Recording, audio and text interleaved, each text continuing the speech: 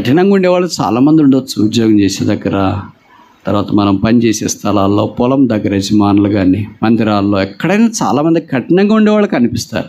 కరుణ కలిగిన వాళ్ళు కనిపించేది చాలా అరుదు. రైతుల్లో అలాంటి వాళ్ళు ఉంటారా? విశ్వాసులు అలాంటి వాళ్ళు ఉన్నారా? బోధకులు అలాంటి వాళ్ళు ఉన్నారా? పరిచయస్తులు అలాంటి వాళ్ళు ఉన్నారా? అలాంటి వాళ్ళు ఉన్న పక్కన వాళ్ళు ఏంటంటే వాళ్ళు కరుణించుకోకుండా చేస్తారు. ఏమి ఇస్తారులేండి, వాళ్ళకి ఎప్పుడు అలాగే ఉంటారని, ఏం సాయం చేస్తారులేండి, ఎప్పుడు అలాగే ఉంటారని. కానీ ప్రభు అలా కాదు. ఆయన గుప్పిలు విప్పితే సర్వజీవి కోరికలు తీర్చబడుతున్నాయి. ఆయన కరుణకు మితి లేదు. అందుకే ఆయన కనికరమంది ఐశ్వర్యవంతుడు. మన క్రైస్తవ జీవితం కూడా దైవ సాన్నిధ్యంతో ఆరంభించి దైవ సాన్నిధ్యంతో ముగించాలని దేవుని యొక్క అభిలాష. ఆ కారణాన దేవుని ప్రజలైన ఇశ్రాయేలీయులు ఆ దైవ సాన్నిధ్యాన్ని అనుభవించాలని దేవుడు వారికి మందిరములో అనగా దేవుని మందిరం అనగా యెరూషలేములో వారు ప్రవేశించాలని కోరారు. ఈ 122వ కీర్తన దావీదు రాసినాడని చాలామంది బైబిల్ పండితుల అభిప్రాయం. అదే వాస్తవమైతే దావీదు దినాల్లో దేవుని మందిరం ఇంకా కట్టబడలేదు. గుడారములో మందస్సు ఉన్నట్లు మనకు పరిచయం. సొలొమోను దినాల్లో దేవుని మందిరము కట్టబడింది. మరి మందిరం ఎలాగొచ్చింది అని అంటే ఆ దేవుని గుడారానికి ప్రత్యామ్నాయ పదంగా దేవుని మందిరము అనే పదం కూడా పాత దినాల్లో భక్తులు వాడుతూ వచ్చినారు.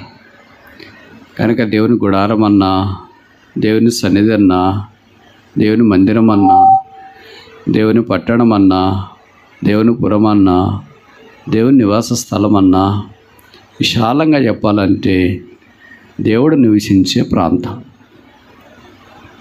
కనుక అది గుడారమైన, కట్టడమైన, ప్రాకారమైన, సభ అయినా దేవుడు దేవుని ప్రజలకు తను ప్రత్యక్షపరచుకుంటూ దైవోపదేశం తెలియచేస్తూ వారిని దైవిక మార్గంలో నడిపిస్తూ వచ్చిన సంగతి పాత నిబంధనలో మనం ఎరుగుదు.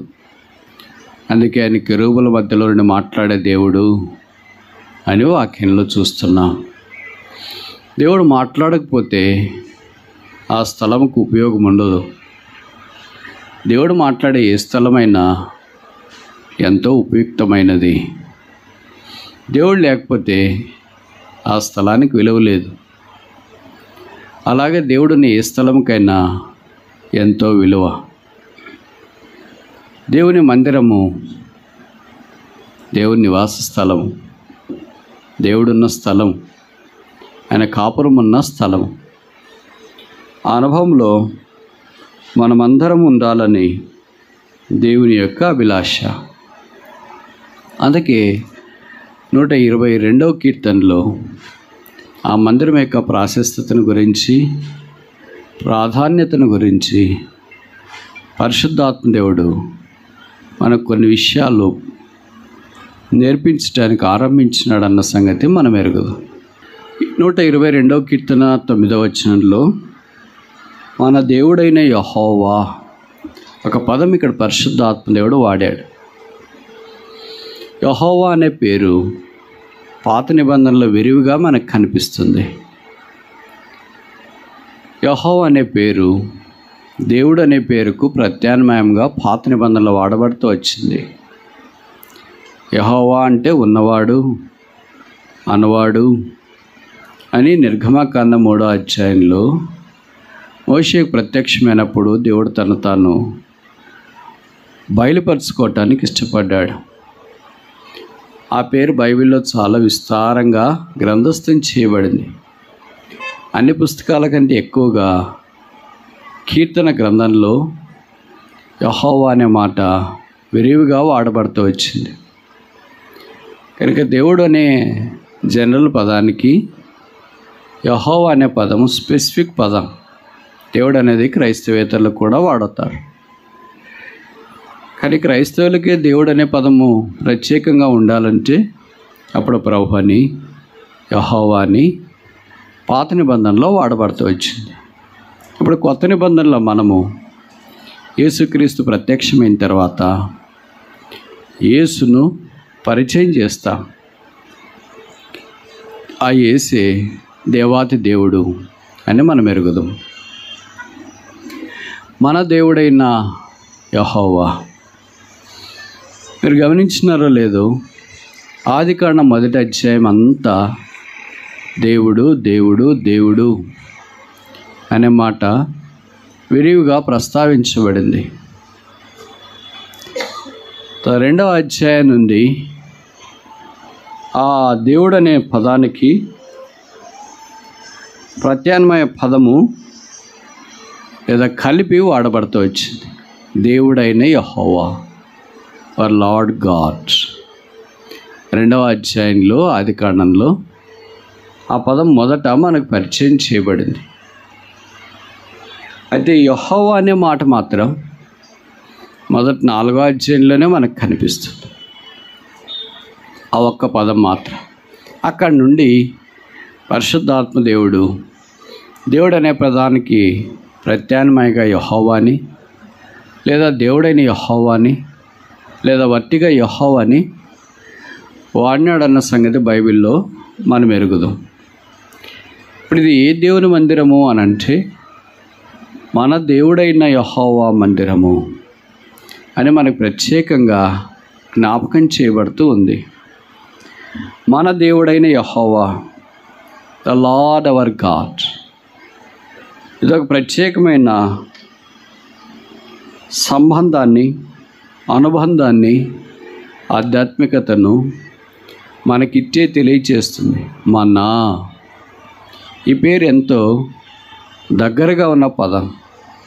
మన ఊరోళ్ళే, మన ప్రాంతం వాళ్ళే, మనకు తెలిసిన వాళ్ళే, మనకు పరిచయమైన వారే, మనతో ఉన్నవారే అనంటే ఆ సంబంధం చాలా దగ్గరలో మనకు తెలియచేస్తుంది. కనుక దేవుడు అతీతుడు కాదని, మన్నా అంటే మనకు దగ్గరలో ఉన్నవాడని పాత నిబంధనలో పరిచయం చేస్తుంది. పాత నిబంధనలో ప్రజలు దేవుడు అంటే ఎక్కడో ఉంటాడేమో, మనం ఎలాగో ఆయన దగ్గరికి వెళ్ళలేం కదా అని తలంచేవారు. మోషే దినాల్లో కూడా అలాగే మోషే తలంచినాడు, ఇశ్రాయేల్ తలంచినారు. దేవుడు కూడా చెప్పాడు, ఎవరు ఈ సీనాయి పర్వతం దగ్గరికి రావద్దండి, వస్తే డాష్. కనుక నువ్వు ఒక్కడే రావాలా, లేకపోతే నియమించబడిన వాళ్ళే రావాలా అని దేవుడు కోరాడు. అయితే కొత్త నిబంధనలోన దేవుడు మానవుడిగా దిగి వచ్చినాడు. తిమోతి 2:5 మనం చూస్తాం. 1 తిమోతి, దేవుడు ఒక్కడే, దేవునికి నేను నల్లకును మధ్యవర్తి ఒక్కడే, ఆయనే క్రీస్తు యేసు అన్నాడు. కనుక దేవుడు మానవుడయ్యాడు, దేవుడు మన రూపంలోనికి వచ్చినాడు. అయితే దేవుడు మన వలె పాపంలో రాలేదు, పాపంలో పుట్టలేదు, పాపంలోనే జీవించలేదు. ఆయన పరిశుద్ధుడిగా జన్మించి, పరిశుద్ధుడిగా జీవించి, పరిశుద్ధుడిగానే శిలువ మీదకి వెళ్ళి, పరిశుద్ధుడిగానే రక్తం కార్చి చనిపోయి సమాధి చేయబడి 3వ దినాన్ని లేచినాడు. ఆయన పేరు పరిశుద్ధుడు, పరిశుద్ధుడు, పరిశుద్ధుడు. ఆయనలో విస్మంత కూడా అపరిశుద్ధత, పాపము లేదు. ఆయన పాప రహితుడు, మనమైతే పాప సహితులము. ఈ పాప సహితులమైన మనల్ని యేసు ప్రభు వారు పాపరహితులుగా మార్చుట కొరకై ఆయన పాపరహితుడిగా ఈ భూమి మీద అలదించినాడు. ఆ యేసు మనందరి పాపాల శిలువలో భరించి, రక్తము కార్చి, చనిపోయి సమాధి చేయబడి తిరిగి లేపబడ్డాడు. పరలోక స్థలంలో మహామోహన్ యొక్క కుడిపార్శ్వమున ఆసీనుడై ఉన్నాడు. ఆ యేసు మనందరినీ ప్రేమతో ఆహ్వానిస్తున్నాడు. ఎంత ఘోర పాపైనా, ఎంత దేవుడికి దూరమైన వ్యక్తులైనా, ఎంత నిర్దేవులైనా, ఎంత నాస్తికులైనా, ఎంత దేవుడు లేడనే వ్యక్తి అయినా ఆ యేసును అంగీకరించట కొరకై మరొక అవకాశం ఇస్తున్నాడు. మీరు ఎక్కడున్నా, ఆన్లైన్లో ఉన్నా, ఆఫ్లైన్లో ఉన్నా, మైక్ ద్వారా దూర ప్రాంతాల నుండి వింటున్నా, యేసుక్రీస్తు అందరికీ ప్రభు అని తెలియజేస్తున్నా. నీకు కూడా ప్రభువే. నీ జీవితాన్ని కూడా మార్చాలని కోరుతున్నాడు. నీ పాపాలు క్షమించి నిన్ను కడిగి పరిశుద్ధపరిచి ఆధ్యాత్మికమైన జీవితాన్ని అనుగ్రహించాలని కోరుతున్నాడు. చెప్పన సఖ్యమును మహిమాయుక్తమైన సంతోషం ఆ ప్రభువు అనుగ్రహించుటకు సమర్థుడు. కనుక ఆలస్యం చేయక ప్రభువైన యేసునందు విశ్వాసం ఉంచుము. అప్పుడు నీవును నీ ఇంటి వారును రక్షణ పొందెదరు. అప్పుడు ఈ పదం నువ్వు కూడా వాడవచ్చు. ఏ పదం? మన దేవుడు, అవర్ లార్డ్ గాడ్. అంతదాకా మన అనే పదం నీకు రాదు. వారి దేవుడు, వీరి దేవుడు అని చెప్పుకుంటూనే ఉంటాం. వారి దేవుడు, వీరి దేవుడు అని చెప్పుకుంటే నీకు రక్షణ రాదు, పాపక్షమాపణ రాదు, జీవితం మార్చబడదు. వారి దేవుడు, వీడి దేవుడు కానీ అలాగే ఆయన ఉంచితే నీ దేవుడికి ఎప్పుడైతాడు ఆయన? అందుకే కీర్తనలో చెప్పబడింది 48:14, ఈ దేవుడు దేవుడిగా గల జనులు ధనిలు. నీకు యేసు ప్రభు దేవుడిగా అంగీకరించకపోతే అంగీకరించి ధన్యుడు కావాలని బ్రతిమలాడుతున్నా.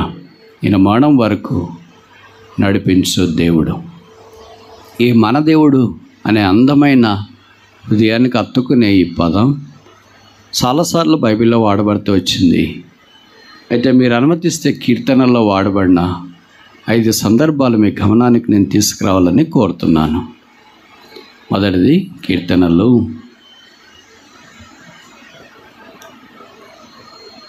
20వ కీర్తన 7వ వచనం. Psalm 20:7. 20వ కీర్తన 7వ వచనం. కొందరు రథములను బట్టి, కొందరు గుర్రములను బట్టి అతిశయపడదరు, మనమైతే చాలు. ఏంటి మన మాట? మనం ఆలోచించే మాట ఏంటి? మన దేవుడైన యెహోవా. మన దేవుడైన యెహోవా మొదట మనకు అతిశయ కారణం. ఆయనే మన మహిమ, ఆయనే మన సమస్తమునకు ఆధారం. కొంతమంది కంట ఈ దేవుని యందు వారు సంతోషించక అతిశయించక గుర్రాలను బట్టి, రథాలను బట్టి, అంటే ఇప్పుడు గుర్రాలు రథాలు ఉన్నాయని కాదు, బైబిల్ దినాల్లో ఐగుప్తీయులు ఇతర రాజ్యాలు పరిపాలించేవారు వాటిని బట్టి అతిశయించేవాళ్ళు. మా గుర్రం ఎలాగుందని, పల్లెటూరులో మా ఎద్దులు ఎలాగున్నా, మా ఇల్లు ఎలాగుంది, మా పొలం ఎలాగుందని కొంతమంది అలాగ అతిశయిస్తుంటారు కదా. పాత దినాల్లో అతిశయించడానికి హేతు కారణాలు వారి గుర్రాలు, రథాలు. ప్రభుకు స్తోత్రాలు. ఇప్పుడు కొత్త నిబంధనలో మనం అతిశయించడానికి ఒకటే ఒక ఆధారం, అదే యేసు ప్రభు యొక్క సిలువ. అందుకే అపోస్తలుడైన పౌలు గలతీ పత్రికలు అన్నాడు, సిలువ యందు తప్ప మరి దేని యందును అతిశయించు నాకు దూరమవునుగాక. గలతీ 6లో ఆ మాట మనం గమనిస్తాం. కనుక క్రైస్ట్ ఈజ్ అవర్ అతిశయము. క్రీస్తే మన అతిశయం. ఎలాగో క్రీస్తు మన అతిశయంలోనికి వస్తాడంటే మనం ఆయన రక్షకుడిగా అంగీకరించినప్పుడు. ఎప్పుడు ప్రభువును మనం రక్షకుడిగా అంగీకరిస్తామో లోకంలో మనకి ఏదైనా ఉన్నా లేకపోయినా హేతువులు అతిశయించడానికి చాలా కనిపించినా కనపడకపోయినా ఈ లోకాన్ని విడిచిపెడితే మనం పరలోక రాజ్య వారసులము అనే అనుభవంలోనికి వస్తాం. అంతకంటే అతిశయం ఇంకో భూమి మీద ఏమీ లేదు. లోకముల అధికారాలు, ధనఘనతలు, ఐశ్వర్యాలు, అందము, చదువు, స్థానము, హోదా ఇవన్నీ తాత్కాలికమే. మీరు లోకంలో రోజు పేపర్ చూస్తుంటారు, లేదా టీవీలో న్యూస్ చూస్తుంటారు, ఇలాగ వాట్సాప్లో న్యూస్ చూస్తుంటారు. మీకు అన్నీ అనిపిస్తుంటాయి. కొంతమంది పదవులు లేని వాళ్ళు పదవులు వస్తుంటాయి, ఉన్నవాళ్ళు కోల్పోతుంటారు, ఆరోగ్యంగా ఉన్నవాళ్ళు ఆరోగ్యం కోల్పోయి ఉంటారు, తర్వాత బాగున్నవారు ఈ లోకాన్ని విడిచిపెట్టి వెళ్ళిపోతూ ఉంటారు. ఇదంతా జీవిత చక్రం, రకరకాల రంగుల హరవిల్లు.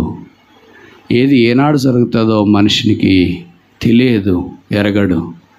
అయితే ప్రభువు మనిషిని యొక్క జీవితాన్ని మార్చి తన యందు అతిశయించేవారిగా, అంటే జీవితం అంటే ఈ లోకానికి మాత్రమే కాదు, ఈ 70 ఏళ్ళు 80 ఏళ్ళు మాత్రమే కాదు, ఇదంతా తాత్కాలికమే. ఇక్కడ లాజరు లాంటి పేదవాళ్ళు బతకొచ్చు, పేరు చెప్పబడని ధనవంతులు లాంటి వాళ్ళు కూడా బతకొచ్చు. కానీ ఇద్దరికి ఒకటే సంప్రాప్తమైంది, దాన్నే మరణము అంటారు. కనుక ఇద్దరికి సంప్రాప్తమయ్యేది ఒకటే. ఇద్దరికి ఆకలి ఉంది, ఇద్దరికి నిద్ర ఉంది, ఇద్దరికీ ప్రాణం ఉంది, ఇద్దరికీ శరీరం ఉంది. అలాగే ఇద్దరికీ మరణం సంప్రాప్తమైంది. మరణం తర్వాత what is next after death? మరణం తర్వాత ఏంటి? ధనవంతుడు పాతాళంలోని కొనిపోబడ్డాడు. లాజరు అబ్రహాము రొమ్మునుగా ఆనుకోవటానికి కొనిపోబడ్డాడు. లాజరు ఇప్పుడు ఆకలితో ఉండవలసిన పని లేదు, అతిశయముతో అబ్రహాము రొమ్మున ఉన్నాడు. అదే మన అతిశయం. మన డబ్బు, అందచందాలు, ఐశ్వర్యాలు, ఇల్లు, భోగభాగ్యాలు, సకల సుఖాలు మనతో పాటు చివరిదాకా రావు. అవన్నీ తాత్కాలికం. ఎండమావులు ఎంతకాలం ఉంటాయి? ఎంతకాలం ఉంటాయి? ఎండాకాలం అంతా ఉంటాయి. అది 3 నెలలు, 4 నెలలు. ఆ తర్వాత వర్షాకాలం వస్తే ఎండమావులు వెతికినా కూడా దొరకవు. చలికాలం వస్తే ఎండమావులు వెతికినా కూడా దొరకవు. కావాలని వాటిని పిక్స్ తీసుకోవాలంటే, ఫోటో తీసుకోవాలని ప్రయత్నం చేసినా కనపడవు. మనం తార్ రోడ్డు మీద వెళుతూ ఉంటే ఎండమావులు ఎలా కనిపిస్తాయో శోధిస్తున్నట్లు మనల్ని కనిపిస్తాయి. అబ్బా ఎంత బాగున్నాయి నీళ్ళు, ఎంత అందుబాటులో ఉన్నాయి, తెల్లగా చక్కగా ఉన్నాయని. చిత్రం ఏంటంటే అవి మావులు, అది మాయ, అదొక మిరేజ్.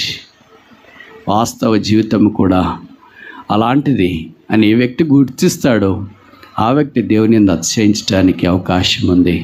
మనం ప్రభు యందు అతిశయించడానికి మొదటి హేతువు ఆయన మన రక్షకుడు గనుక గుర్రాలు, రథాలు, ఐశ్వర్యాలు లేకపోయినా ఆ రక్షణను బట్టి అతిశయించే భాగ్యంలోనికి తీసుకురాబడాలని కోరబడుతున్నాం. మనమైతే మన దేవుడైన యెహోవాను బట్టి అతిశయింతు. రెండవది చూస్తామా? కీర్తనలు. అన్ని కీర్తనల్లోనే మనం చూస్తాం. 99:9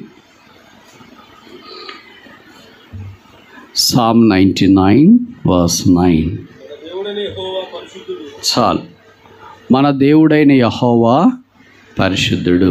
మనం ఏ మాటను గురించి ఆలోచించడానికి ఆరంభించినా మన దేవుడైన యెహోవా అనే మాటను గురించి ఆలోచించడానికి ఆరంభించినాం. కనుక మన దేవుడైన యెహోవా విశిష్ట లక్షణాలు ఎలాంటివో వాక్యం ద్వారా మనం చూడటానికి ప్రయత్నిస్తున్నాం. మొదటిది, అతిశయించడానికి మన హేతువు మన దేవుడైన యెహోవాయే. రెండవది, మన దేవుడైన యెహోవా పరిశుద్ధుడు, పరిశుద్ధుడు, పరిశుద్ధుడు. ఆయన త్రియేకత్వములో అంటే 3 సార్లు ఎందుకు చెప్పబడింది అనే దాన్ని బైబిల్ పండితులు రకరకాలుగా వర్ణిస్తారు. కొంతమంది అంటారు తండ్రి అయిన దేవుడు పరిశుద్ధుడు, కుమారుడైన దేవుడు పరిశుద్ధుడు, పరిశుద్ధాత్మ దేవుడు పరిశుద్ధుడు. వాస్తవమే. ఇంకా కొంతమంది అంటారు ఆయన గత కాలంలో పరిశుద్ధుడు, వర్తమాన కాలంలో పరిశుద్ధుడు, భూతకాలంలో కూడా పరిశుద్ధుడు. ఇది కూడా వాస్తవమే. ఇంకా కొంతమంది అంటారు ఆయన భూమి మీద పరిశుద్ధుడు, 3వ ఆకాశంలోనూ పరిశుద్ధుడు, ఆయన నివాస స్థలంలో కూడా పరిశుద్ధుడు. ఇది కూడా వాస్తవం. ఆయన పరిశుద్ధుడు అనేది చాలా వాస్తవం. అందుకే ఆయన పరిశుద్ధతే దేవుని మందిరానికి అనుకూలము అని కీర్తనలో చెప్పబడింది. కీర్తన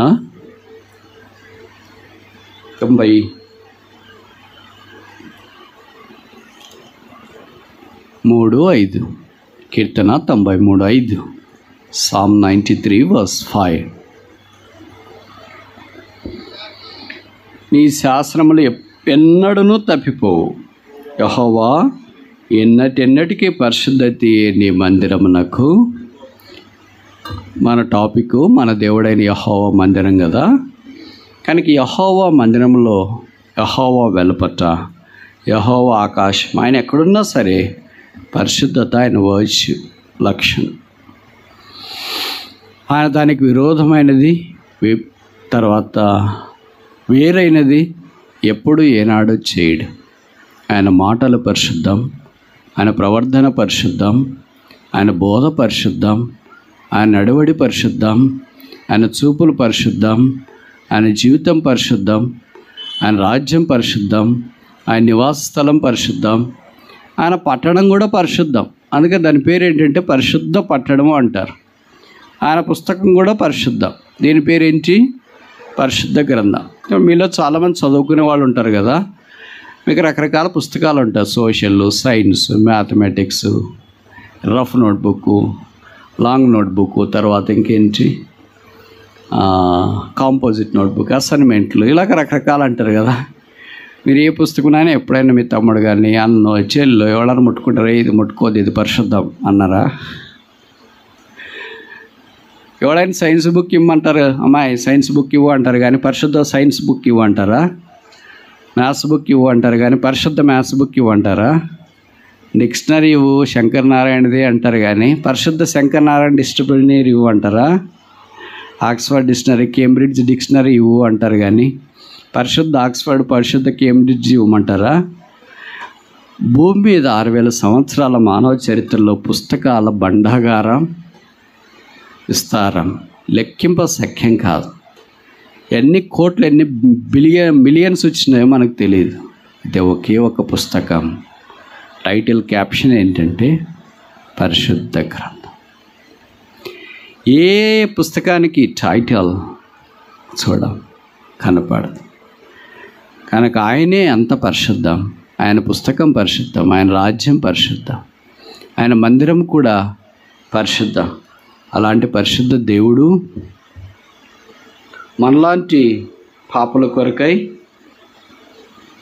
మనల్ని కూడా పరిశుద్ధులుగా చేటి కొరకై పరిశుద్ధ రాజ్యాన్ని విడిచి ఏ రాజ్యానికి వచ్చాడు? పాపల రాజ్యానికి వచ్చాడు. పాపలు పరిశుద్ధ రాజ్యానికి వెళ్ళడం ఇష్టపడతారు కానీ పరిశుద్ధులు పాపల రాజ్యానికి వెళ్ళటానికి ఎలాగ ఇష్టపడతారు? సాధారణంగా అది జరగదు. కానీ ఇక్కడ మాత్రమే జరిగింది.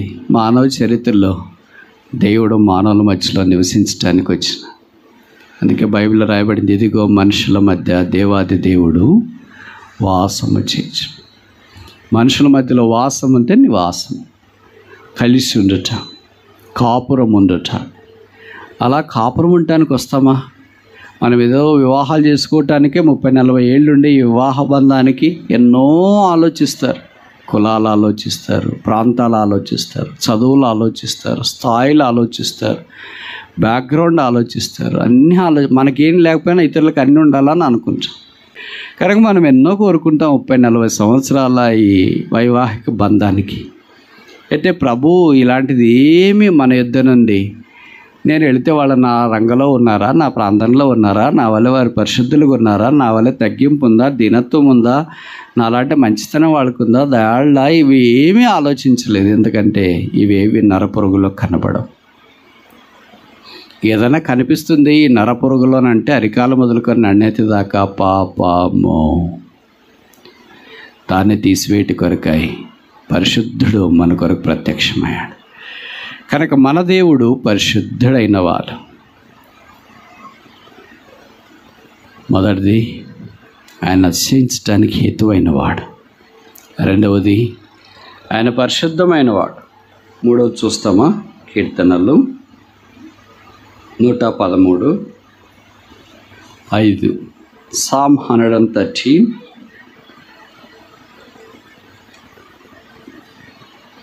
113వ కీర్తన 5వ వచనం.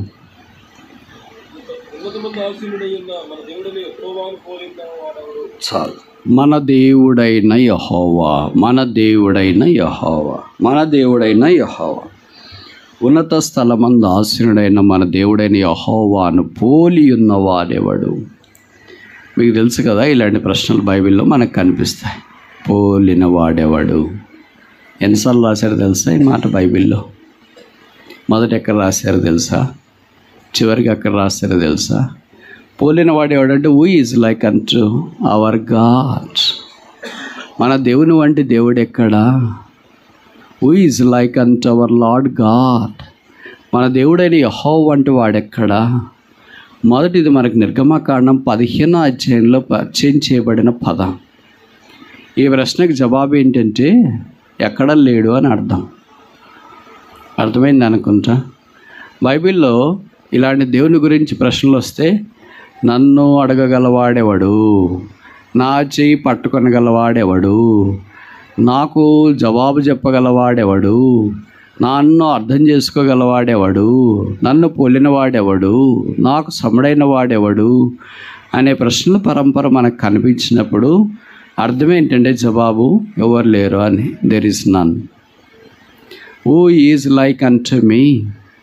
నా వలే ఎవరున్నారు అని అంటే జవాబు నన్, ఎవరు లేరు. ఆయన ఒక్కడే. ఆయన కాలాతీతుడైన దేవుడు, ఆయన ఉన్నత సింహాసనమందు ఆసీనుడైన దేవుడు. కీర్తనలోనే ఈ మాట నాకు తెలిసి కనీసం 5 సార్లు మనకు కనిపిస్తుంది. అంటే కీర్తనాకారులు ఆ దేవుని యొక్క ఔన్నత్యాన్ని గుర్తించిన వారే మరలా మరలా మరలా మరలా ఆయన వంటి వాడేవాడు, ఆయన వంటి వాడేవాడు, ఆయన వంటి వాడేవాడు. దేవుని గురించి అని చాలామంది చెప్తారు. దేవుడు మనుషుని గురించి, మన గురించి దేవుడు ఏమని చెప్పగలడా? ఆ సిస్టర్ లాంటి వాళ్ళు ఎవరు, ఆ బ్రదర్ లాంటి వాళ్ళు ఎవరు అని. పాపం విషయం అయితే మన గురించి ఫస్ట్లోనే చెప్పేయచ్చు. వాళ్ళ వల్లే పాపం చేసేవాళ్ళు ఎవరు ఉన్నారు, ఆ బ్రదర్ వల్లే, ఆ సిస్టర్ వల్లే అని. కానీ పరిశుద్ధత దగ్గరికి వచ్చేటప్పటికి నేను అనుకుంటా దేవుడు ఒక వ్యక్తిని గురించి అలాగే చెప్పాడు. యోబు గ్రంథంలో చెప్పబడింది, యోబు వంటి మానవుడు ఎవడు, who is like unto Job. అంటే అర్థం ఏంటి? యెహోవా వంటి వాడేవాడు.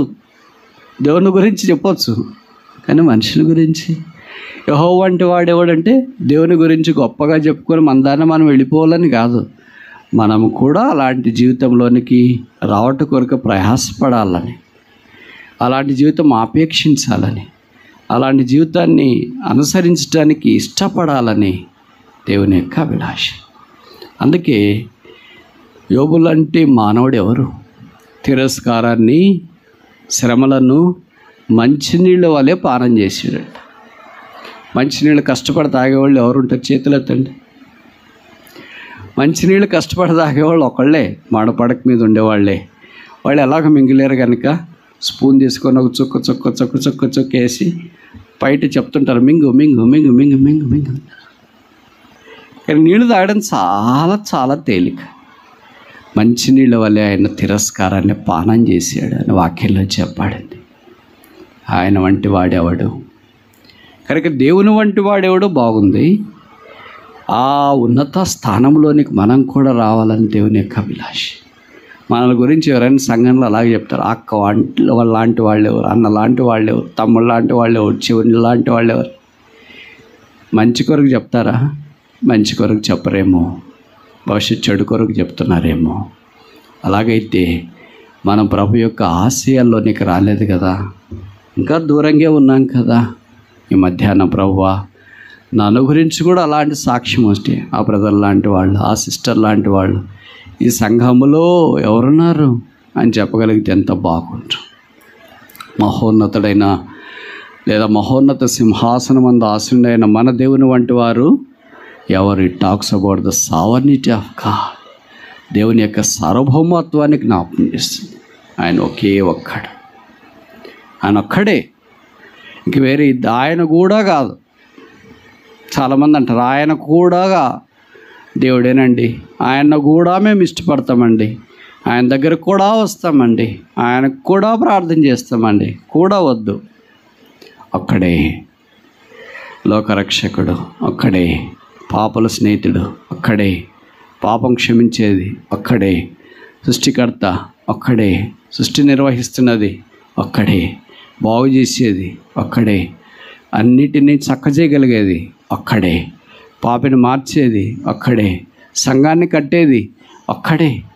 అందుకే ఆయన అన్నాడు మత్తయి 16:18 అనుకుంటా, ఈ బండ మీద నా సంఘమును కట్టుతాను. I will build my church upon this rock, the gates of the hell shall not prevail against it. ఈ బండ మీద నా సంఘమును కట్టుదును, పాతాళ ద్వారములు దాని ఎదుట నిలవనేరు. సంఘానికి ఇచ్చిన భాగ్యం ఏంటంటే పాతాళ లోక ద్వారములు, the gates of the hell shall not stand. పాతాళానికి కూడా ద్వారము ఉందా? ద్వారాలు ఉన్నాయా? ఏకవచనమా బహువచనమా? మీ బైబిల్ ఏముంది బ్రదర్స్? బహువచనం. పరలోకానికి ఎన్ని ద్వారాలు? ఒకటే. యేసుప్రభు అన్నాడు 14:6 యోహాను సువార్తలో, నేనే మార్గం. ఒకటే మార్గం. పాతాళానికి ఎన్ని మార్గాలు? ఎన్నో బహువచనం ఉంటే ఎన్నో, రెండింటికంటే ఎక్కువ నిండొచ్చు. ఎన్నున్నాయో తెలియదు. ఎందుకంటే పాతాళానికి ఎక్కడి నుండైనా రావచ్చు. ఉత్తరం నుండి రావచ్చు, తూర్పు నుండి రావచ్చు, పడవ నుండి రావచ్చు, దక్షిణ నుండి రావచ్చు, పక్కన రావచ్చు. అంతా తెరిచిపెట్టినారు. There is no house full for the hell. పాతాళానికి ఇంకా లోపలంతా నిండిపోయినారు. బయటే కూర్చోడానికి కుర్చీలో వేయాల్సిన పని ఉండదు. ఎంతమంది పోయినా దాంట్లో నిండరు. కానీ గర్భం అంట, పాతాళం అంట అలాగే ఉంటుందని మహాజ్ఞాని 6000 సంవత్సరాల మానవ చరిత్రలో పేరు పొందిన సొలొమోను సామెతలో ప్రస్తావిస్తూ వచ్చినాడు. కనుక దానికి చాలా గేట్లు ఉంటాయంట. పరలోకానికి ఒకే గేట్ ఉంటుందంట. పాతాళానికి అన్ని గేట్లు, అన్ని ద్వారాలున్నా, అన్ని గుమ్మాలున్నా, సంఘము ప్రార్థన చేసినప్పుడు సంఘం ఎదుట పరలోకానికి వారసులైన యేసుప్రభు రక్తం ద్వారా కడగబడిన 2-3 ఎక్కడైతే ఏకీభించి ప్రార్థన చేస్తారో అక్కడ ఆ గేట్ దగ్గరికి పోయినాడు కూడా వాపసు రావాలంట. గేట్ దగ్గరికి ఎవరు వెళ్తారు? యేసుప్రభుని ఎరగని వ్యక్తి అని బైబిల్లో మనకు పరిచయం. కనుక అలాంటి వ్యక్తి పాతాళలోక ద్వారాలు దాని ఎదుట నిలబడినారు అంటే సంసోను మాదిరి ఎత్తుకొని బయటికి వెళ్ళిపోతారని కాదు దీని అర్థం. పేతురు చెరసాల్లో నుండి వస్తున్నప్పుడు చెరసాల తలుపులు ఎలాగ తెరుచుకున్నాయి అలాగ తెరుచుకుంటాయని కాదు దీని అర్థం. దీని అర్థం ఏంటంటే పాతాళం దగ్గరికి మనుషుడు వెళ్ళినా కూడా సంఘము ప్రార్థన చేస్తే ఆ వ్యక్తి రక్షణ కొరకు పాతాళలోక ద్వారం దగ్గర నుండి కూడా మనిషి వస్తాడు. అంటే పాతాళలోక ద్వారాలు ఆయన్ని లోపలికి ఆహ్వానించటానికి వీలు కాదు, నిలువ నేరవు, అవి స్వాగతం పలకలేవు. That is the power of the church. సంఘం యొక్క శక్తి అది. కనుక ప్రభు సార్వభౌముడై ఉండి ఆయన సంఘాన్ని కట్టేవాడైంది, సంఘానికి ఆ భాగ్యం అనుగ్రహించినాడన్న సంగతి ఎంత వాస్తవం. మన దేవుడైన యెహోవా మందిరము నిమిత్తము, మన దేవుడైన యెహోవా ఆయన మాటను గురించి కొన్ని విషయాలు మనం నేర్చుకోవటానికి ఆరంభించినాం. మొదటిది ఏంటి? మన దేవుడైన యెహోవాను బట్టి అతిశయించుట. రెండవది ఏంటి? మన దేవుడైన యెహోవా పరిశుద్ధుడు. మూడవది ఏంటి? మన దేవుడైన యెహోవా పోలినవాడు ఎవడు? సార్వభౌముడు. మొదటిది యెహోవా రక్షకుడు, రెండవది యెహోవా పరిశుద్ధుడు, మూడవది యెహోవా సార్వభౌముడు. అంతే, ఇంకొకే ఒక్కడే. 2-3 ఉండరు. క్లర్కులు చాలామంది ఉంటారు, అటెండర్లు చాలామంది ఉంటారు, టీచర్లు చాలామంది ఉంటారు. గవర్నర్ ఎంతమంది? డిఎస్పీ, డీజీపీ ఎంతమంది? సీఎం ఎంతమంది? ప్రధానమంత్రి ఎంతమంది? ఇక్కడ మంత్రులు చాలామంది ఉంటారు. ప్రధానమంత్రి ఒక్కడే, మంత్రులు చాలామంది ఉంటారు, ముఖ్యమంత్రి ఒక్కడే. అలాగా యేసుక్రీస్తు ప్రభు వారు మాత్రమే మహామహుడు. 4వది చూస్తామా? కీర్తనలు 122. ఇందాక మనం చూసాం కదా, 9వ వచనం. మన దేవుడైన యెహోవా మందిరము నిమిత్తము నీకు మేలు చేయ యత్నించెదను. కనుక మన దేవుడైన యెహోవా మందిరంలో నివసించువాడు, ఆ నివాసస్థలం కలిగిన వాడు. అందుకే 84వ కీర్తన 1వ వచనంలో సైన్యములకు అధిపతి యెహోవా నీ నివాసములు ఎంత రమ్యములు. భక్సింగ్ గారికి ఇష్టమైన ఫేవరెట్ వర్సెస్లో అది కూడా ఒకటి. హౌ అమైబుల్ ఆర్ దై టబర్నకల్స్ ఓ గాడ్ ఆఫ్ హౌస్. సైన్యములకు అధిపతి యెహోవా, సైన్యములకు అధిపతి యెహోవాకి, లేదా సైన్య అధిపతి అయిన వ్యక్తి ఎక్కడ ఉంటాడు? కోటలో ఉంటాడు. ఎక్కడ ఉంటాడు? కొండ మీద ఉంటాడు. ఎక్కడ ఉంటాడు? బురుజులో ఉంటాడు. ఎక్కడ ఉంటాడు? అంతఃపురంలో ఉంటాడు. కానీ ఇక్కడ చాలా కాంట్రాస్టింగ్ రాస్తారు కదా, పారాడాక్సికల్ అంటారు. అంటే మాకేం చేత కాదు అంటాడు అపోస్తలుడైన పౌలు. అదే సమయంలో ఏం చెప్తాడంటే నేను ఏమైనా చేస్తా అని చెప్తాడు. I can do all things in Christ the strengtheneth me. నన్ను బలపరచు క్రీస్తు యందు నేను సమస్తము చేయగలను అంటాడు. మళ్ళీ ఒక దగ్గర ఏం చెప్తే నేను బలహీనుడిని అంటాడు. బలహీనుడైన వాడు కొన్ని చేయొచ్చేమో కానీ సమస్తం ఎలాగ చేస్తాడు? దీన్నే కొత్త నిబంధనలో పారాడాక్సస్ అంటారు. అంటే ఏమి లేని వారమై ఉండియు సమస్తం కలిగి ఉన్నాం, దరిద్రులమై ఉండియు ధనవంతులమై ఉన్నాం, అపాయంలో ఉండియు ఉపాయం లేని వారము కాదు. కనుక ఇవన్నీ చాలా తేడాగా అనిపిస్తుంటాయి. ఏంటి 2 రకాలుగా చెప్తారు మీరు, మీ నాలుగు 2 రకాలుగా ఉంటుంది అని బైబిల్ తెలియని వాళ్ళు కొన్నిసార్లు అలాగ అడుగుతూ ఉంటారు. యేసుక్రీస్తు ప్రభువారికి వెలపట మనం ఏమీ లేని వారము. అయితే యేసు ప్రభువులో మనం సమస్తాన్ని కలిగి ఉన్నవారం. అందుకే ఇక్కడ దేవుని యొక్క మందిరావరణం, యెహోవా మందిరములో ఆయన మేలు చేయటానికి మనకి ఇష్టపడేవాడు. దేవుని మేలు మనం పొందాలంటే దేవుని మందిరావరణంలోనికి ప్రవేశించడం. అందుకే సైన్యములకు అధిపతిగా యెహోవా అంటే ఆయన సైనికుడిగా లేదా సైన్యాధిపతిగా ఏదో కోటలోనో బురుజులోనో అంతఃపురంలో లేదు, గుడారములో ఉన్న సైన్యాధిపతి గుడారంలో ఉంటాడా? ఉంటే వాడికి భద్రత ఉంటుందా? దాడులు జరగవచ్చు కదా. అది భౌతికంగా ఆలోచించినప్పుడు. కానీ ఆత్మీయంగా ఆలోచించినప్పుడు దేవుని గుడారములు రమ్యమైనవి, ప్రశస్తమైనవి. అలాంటి దాంట్లోనికి ఆయన మనల్ని తోడుకొని వచ్చినాడు. ఆ గుడారమే కొత్త నిబంధనలు యేసుక్రీస్తు ప్రభు. 5వ దాకా చూసి ముగిస్తామా? కీర్తనలు 123 2వ వచనం. Psalm 123 verse 2. 123వ కీర్తన 2వ వచనం. దాసుల కన్నులు తమ యజమానుని చేతి తట్టును, దాసి కన్నులు తన యజమానురాలి చేతి తట్టును చూచున్నట్లు మన దేవుడైన యెహోవా మనలను కరుణించు వరకు మన కన్నులు ఆయన తట్టు. ఎవరైనా? మన దేవుడైన యెహోవా ఏం చేస్తాడు? కరుణించువాడు. ఆయన పేరే కరుణామయుడు. ఆయన కరుణించేదాకా ఆయన చేతులతో చూస్తూనే ఉండాలంట. మీలో కొంతమందికి పరిచయం ఉంటుంది కదా, సిటీలో ఉన్నవాళ్ళు ఇంట్లో పని చేయటానికి ఎవరైనా పని అమ్మాయి అలాంటి వాళ్ళు వస్తే పని అంతా అయిపోయిన తర్వాత వాళ్ళు ఓనర్కి చెప్తారు, వెళ్ళొస్తానమ్మా అని. ఆమె ఎక్కడో ఉండి సరేలే అనింది అనుకో, సరేలే అంటే వెళ్ళరు వాళ్ళు. మళ్ళీ ఎక్కడికి వస్తారు? ఆమె దగ్గరకు వచ్చి ఎదురొచ్చి వెళ్ళొస్తానమ్మా అని చెప్తారు. సరేలే అనింది, వెళ్తున్నానమ్మా అని చెప్తారు. ఇంకోసారి ఎందుకు అలాగ చెప్తారంటే ఏదైనా టీ ఉందా, లేకపోతే ఏదైనా రాత్రిది మిగిలిపోయింది ఉందా, ఆమె ఏమన్నా మర్చిపోయిందేమో, ఈయడం మర్చిపోయిందేమో అని మరలా ఎలాగైతే దాసి తన యజమానురాళ్ళ వైపు చూసి చెప్తూ ఉంటుందో, అప్పుడు 3 సార్లు 2 సార్లు చెప్పేటప్పటికి పక్కన ఇంకోళ్ళు ఉంటారు కదా, ఎవరు యజమానుడు, ఆయనకి ఎలాగుతుంది. అన్నిసార్లు అమ్మాయి చెప్తుందంటే ఎందుకు చెప్తుంది తెలియట్లేదు అన్న ఊరికా అంటే లోపల నుండి ఏమైనా ఉంటే రాత్రిది అది ఇది ఇవ్వు, లేకపోతే ఏం లేదమ్మా సాయంకాలం రా అని చెప్పు అంటే ఎట కుదురుతుంది అంటే అప్పుడు వెలుగుతుంది మనకి. అప్పుడు అయ్యో ఉందే, ఏదో ఫ్రిడ్జ్లో పెట్టినామే, ఏదో బయట ఉంది, ఏదో ఆ పాత్రలో ఉందే, అదైతుందేమో ఇది అయిపోతుందేమో. అప్పుడు ఆమెకు రాలేక ఆమె చెప్తుంది, అక్కడ ఏదో ఉంది బాగుందో లేదు చూడు, బాగుంటే దీంట్లోనే తీసుకెళ్ళు, బాగాలేకపోతే పడేసిపోవాలి. అలాగ దాసురాలు తన యజమానురాలు వైపు చూచినట్లు, దాసుడు తన యజమాని వైపు చూచినట్లు మనం ఆయన ఇద్దరు నుండి సహాయం పొందు పర్యంతం ప్రార్థన ఆలకించి కరుణించేవాడు. కనికరమంద ఐశ్వర్యవంతుడు.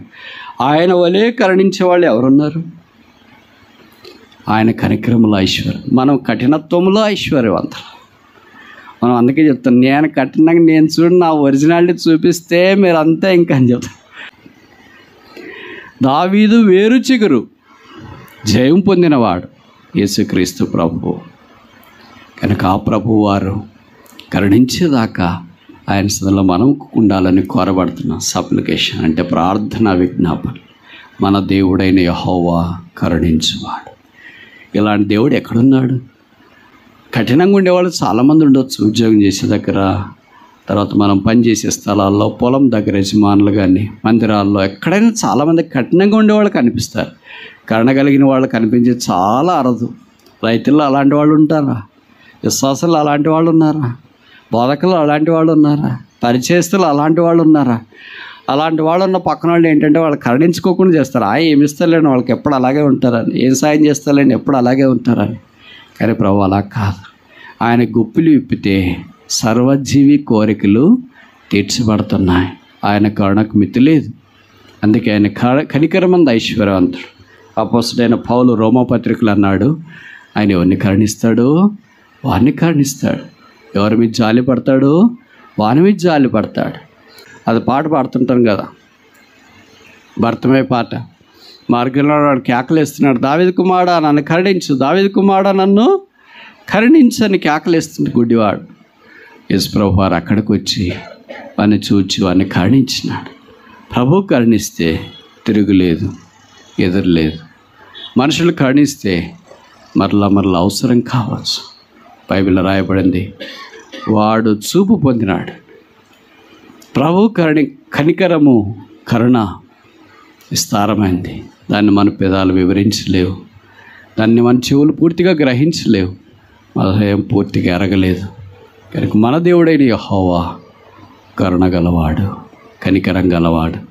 అందుకే Hebrewస్ 4:16 చెప్పబడింది ఏంటన్నమాట, కనుక మనము కనికరింపబడి అంటే కరుణించబడి చాలు. ఎందుకు కరుణించబడాలా? ఎందుకు మనకు కరుణ కావాలా? కరుణ కాకపోతే ఏమైద్ది? ప్రార్థన చేయలేవు. అంటే కృపాసనం యొద్దకు సమీపించాలి. థ్రోన్ ఆఫ్ గ్రేస్ అంటారు. ఆయన కృపాసనము మనం సమీపించాలంటే కరుణించబడాలి. అంటే ఎప్పుడు ప్రార్థన చేయాలన్నా ఏముండాలా? దేవుని కరుణ మన మీద ఉండాలి. దేవుని ద్వారా కరుణించబడకుండా కృపాసనం చేరుట దుస్సాధ్యం. అందుకే చాలాసార్లు మనం కరుణించబడకుండా ప్రార్థన చేస్తున్న అబ్బా తండ్రి నాయన అని అంటూనే ఉంటాం, కానీ మన ప్రార్థనకు జవాబు రావట్లేదేమో. పౌలు మనకి ఏ జ్ఞాపకం చేస్తున్నాడంటే, కరుణించబడి కృపాసింహాసనం దగ్గరికి రండి. ఆ కరుణించబడకుండా ఉంటే కృపాసింహాసనం దగ్గరకు రాలేము. ఒకవేళ వచ్చి ప్రార్థన చేసినా మన ప్రార్థనకు జవాబు లేదు. అందుకే 103వ కీర్తన మనించండి. 123వ కీర్తన ఈ 2వ వచనం ఎప్పుడు బాగా గుర్తుపెట్టుకోవాలి. మీరు ప్రార్థన చేసేటప్పుడంతా అది క్లెయిమ్ చేయొచ్చు. దాసుడు తన యజమాని వైపు చూచినట్లు, దాసు తన యజమానురాలు చేతులతో చూచున్నట్లు, యెహోవా నీ నుండి సహాయం పొందు పర్యంతము మా కన్నులు నీ వైపు చూస్తున్నాయి. మన ప్రార్థనలో అసలు వాక్యమే ఉండదు, అన్నీ మన మాటలే ఉంటాయి. మనమేమనుకుంటే ఇదే చాలా గొప్ప ప్రార్థన అంటారు. కొంతమంది చెప్తుంటారు ప్రార్థన అంటే ఏం లేదు, మన సంగతులేమో ప్రభువుకి చెప్పుకోవడం అని. ఆయన ఊరికి దారింటి పోయేవాళ్ళు కాదు కదా మన సంగతులేమో చెప్పుకోవటానికి. లేదా ఆయన డాక్టర్ కదా పోయి ఏంటమ్మా అంటే పలానా ఏంటి బ్రదర్ అంటే పలానా అని చెప్పుకోవటానికి. ప్రార్థన అంటే అది బేసిక్ డెఫినేషన్ ఏమో, ప్రాథమికమైన నిర్వచనమేమో. కానీ ప్రార్థన అంటే not making God to stoop down to meet our cheap sordid silly needs. మన సామాన్యమైన అధోపాతాళానికి చెందే మన కోరికలు తీర్చడానికి పరమందున్న దేవుని భూమి మీదకి వంగి చూడమని కాదు అర్థం. Prayer is upliftment of our life to meet the sovereign will of God. అంటే ప్రార్థన అంటే దేవుని చిత్తాన్ని ఎరిగి ఆ చిత్తం యొక్క వలయంలోనికి ఎక్కిపోయే ప్రయాణం. అందుకే యేసుప్రభు ఇది గెత్సేమనే తోటలో చేశాడు. Not my will thy will be done. That is the highest realm of prayer. అది ప్రార్థన. ఎప్పుడైనా ఇలాంటి ప్రార్థన చేసినాడో మనకు గుర్తుందా? ఎప్పుడు నన్ను దీవించు, మా ఆయన దీవించు, మా ఆవిడ దీవించు, మా సంఘాన్ని దీవించు, మా సేవకుడు దీవించు, అందరిని దీవించు, వీలైతే మిమ్మల్ని కూడా దీవించుకో. ఎంతకాలం ఇలాంటి ప్రార్థన? ఏదో కొత్తగా రక్షించబడినప్పుడు చేసినారు, 3 ఏళ్ళు 4 ఏళ్ళు 5 ఏళ్ళు చేసినారు. సావు సచ్చేటప్పటికి వచ్చిన 60 ఏళ్ళైనా 70 ఏళ్ళైనా యాత్రా జీవితాల దగ్గరికి వచ్చిన ఇంకా అదేనా? యేసుప్రభు లాంటి ప్రార్థన రాదా? ఆయన 3.5 సంవత్సరాలు పరిచయం చేస్తే అంత డీప్ ప్రేయర్లోకి వెళ్ళాడు. Not my will but thy will be done. అప్పుడు కరుణించబడటానికి అవకాశం. ముగించక మునుపు మన దేవుడైన యెహోవా 5 సార్లు కీర్తనలో ప్రస్తావించబడింది. కనీసం ఇంకా చాలాసార్లు ఉంది, ఇది 5 మాత్రం మనం చూసుకున్నాం. మొదటిది ఏంటి? ఆయన మన రక్షకుడు, అందుకే ఆయన ఎందు అతిశయిస్తున్నాం. రెండవది ఏంటి? ఆయన మన పరిశుద్ధత, అందుకే ఆయన పరిశుద్ధతను బట్టి అతిశయిస్తున్నాం. మూడవది ఏంటి? ఆయన మన సార్వభౌముడు, ఒకే ఒక్కడు, ఆయన పోలిన వాడెవడనూ లేడు. నాలుగవది ఏంటి? ఆయన మన మందిరం, దేవాలయం కంటే గొప్పవాడు ఇక్కడ ఉన్నాడు, మత్తయి సువార్తలో చెప్పబడింది. ఐదవది ఆఖరిది ఏంటి?